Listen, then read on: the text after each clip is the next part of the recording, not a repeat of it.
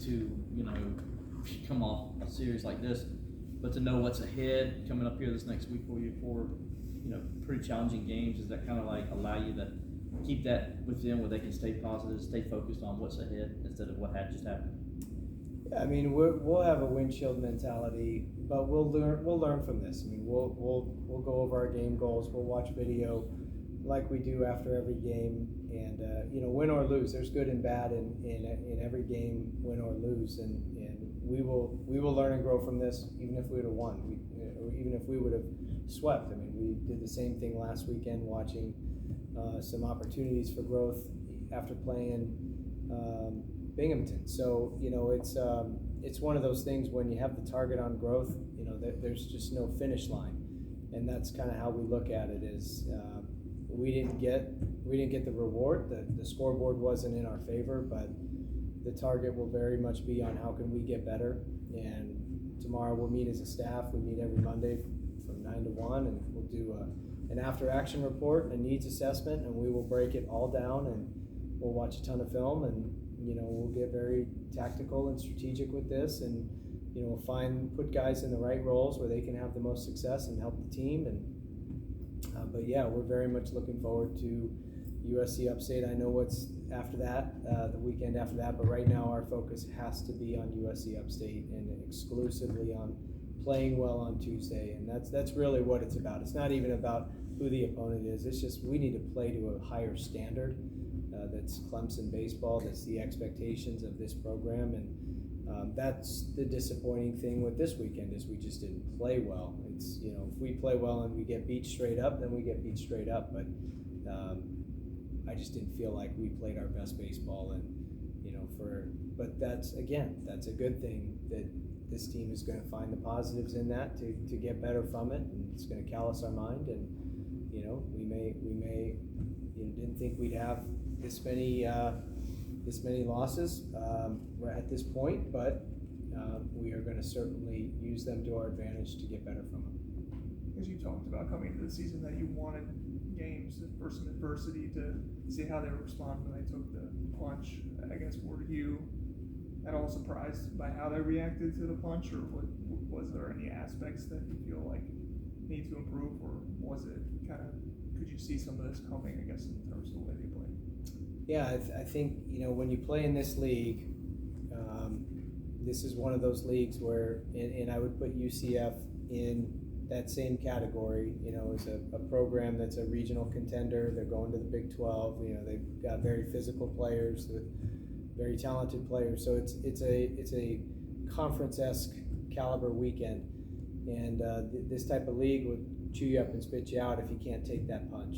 And I thought we have so far been doing a good job of responding when we needed to, and we get down and we come back and get down and come back and tie it up, but there really is there's no end to that. It's if you get knocked down 7 times, you get back up 8 times, and I just felt like that 7th inning today turned out to be a knockout punch, and it shouldn't have been. It should have been a 2-spot inning, and okay, so what? We throw a bunt away, and we're down 2, and we get the next guy out, and we find a way to shut it down right there. And those are the things when we're talking about from neck down versus neck up. Those are the things that we're not lacking anything from a physical standpoint. We have all the pieces. We at least feel like we have very physically talented players, and whether it's a mental game routine or just being able to still stick with it and be resilient in a moment of adversity. Those are the things that can be trained, and they get trained as they happen.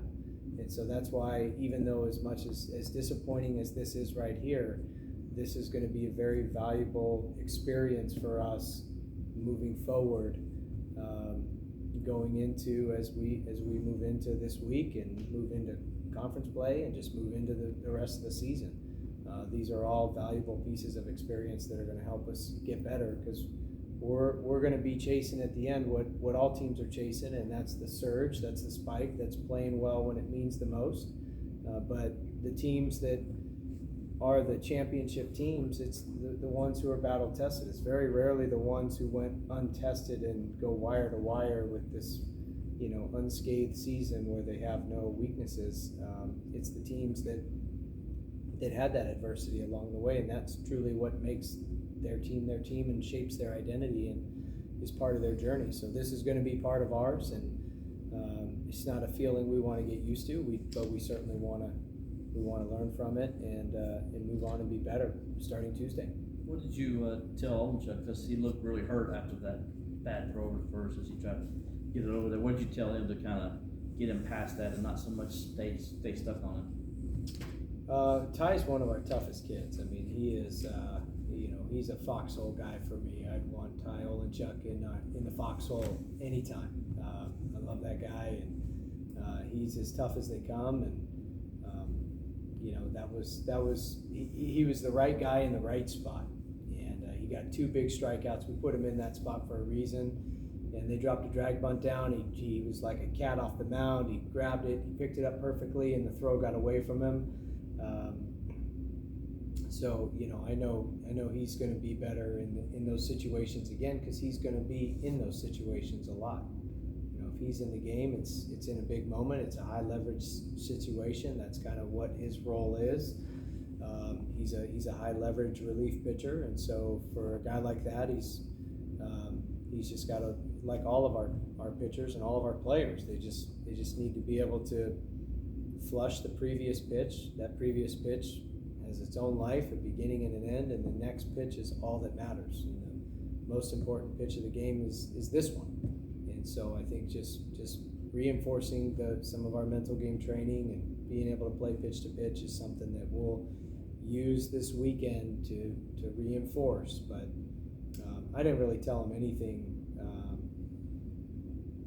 after that inning. I mean, he's a competitor and he knows. But I think if we had that inning over again, and or if he was in that same situation again, I would think that he would find a way to just shut it off after those 2 runs. I know he would.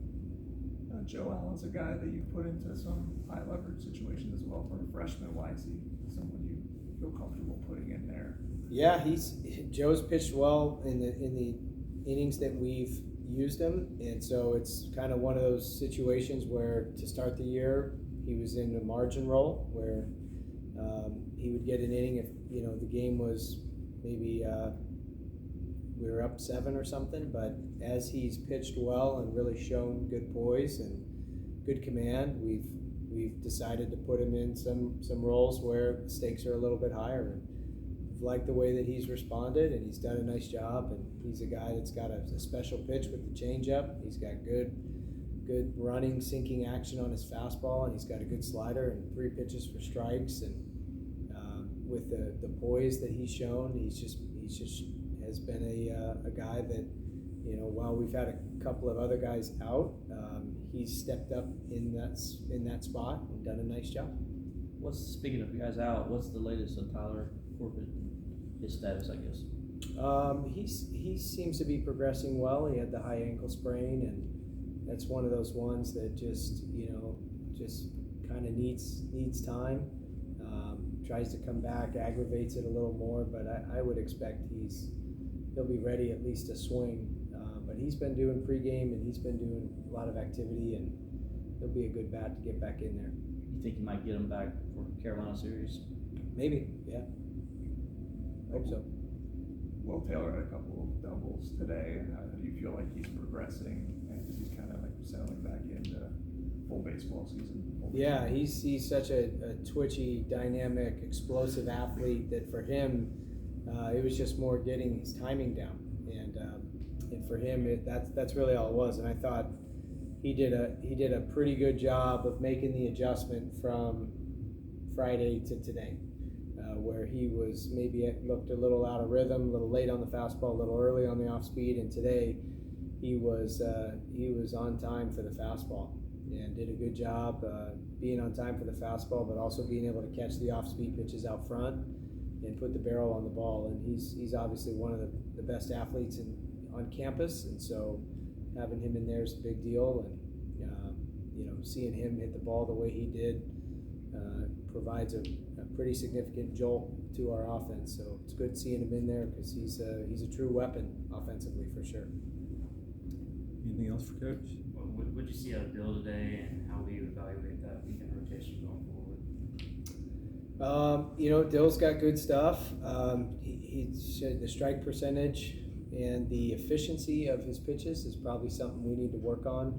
I think he was at high 80s pitches after 3 1/3, almost 90, and it was kind of same thing last weekend where he was at 80 pitches or so after 4 innings. And a guy like him that's big and strong and physical, and it's got a low 90s fastball with the four seam, has good induced vertical break, and he's got the slider and the change. I mean, he's got the stuff. It's just more being efficient with it and maybe harnessing the command in the zone a little bit better, letting the defense work. We had a few too many free passes, a couple of hit by pitches, and just some spray. And if we can eliminate the spray and be a little bit more accurate, I think that's a guy that has a chance to, keep his pitch count down, be able to go, 2-3 times through the order and be a little bit more effective from the quality of a start. Anything else for Coach? I guess just, again, going back to the adversity piece, are you even more excited, I guess, to see how they respond? Obviously UNC Upstate, but then the South Carolina series, having just had a series like this. Absolutely, yeah. This is all part of it. I mean, and it's fresh in my mind because having seen the 2019 Michigan team that just stumbled and fell and got back up and fell down again and got back up, and it's so clear, and it's you never have everything figured out as a coach, but there are a couple things you do have figured out, and one of those things is however many times you get knocked down, you got to get back up, and by the end of it, the teams that get hot, they get hot for a reason because they're resilient, they're tough, they're battle tested, they've overcame, and some of the teams that don't, it's because they're hitting adversity for the first time maybe in the postseason and don't handle it. And so I think this will be what happened this weekend is, as much as I hate this taste in my mouth right now, and so do our players and our fans and everyone who loves Clemson is upset right now, but this will end up being a positive for our team in the long run. And we're just going to keep the target on getting better and growth, and we'll make sure of that. Anything on Willie Weiss, why he wasn't available this weekend? Yeah, he just tweaked his back, and hopefully get him back here real soon. But yeah, he was unavailable this weekend, and that's a big, late inning piece that we'll need. So hopefully he'll be good to go this weekend. All right, thank you, Coach. All right, thank you guys. Appreciate